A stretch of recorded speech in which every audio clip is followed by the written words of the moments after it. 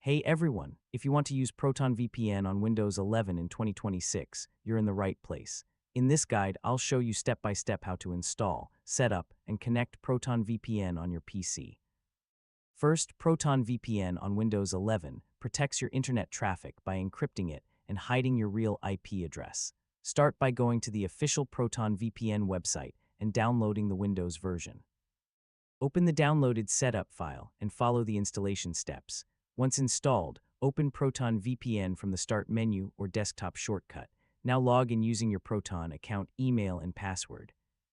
Select a server location from the list. Yeah, you can choose nearby servers for faster speed or international servers for access. Click the Connect button. A Proton VPN will establish a secure encrypted connection. Open a browser and check your IP address to confirm the VPN is active.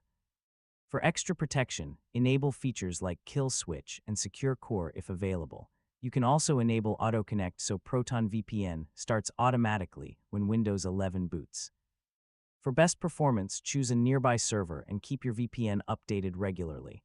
A common mistake is forgetting to connect the VPN when using public Wi-Fi, which can expose your data. And that's it. You've successfully learned how to use Proton VPN on Windows 11 in 2026.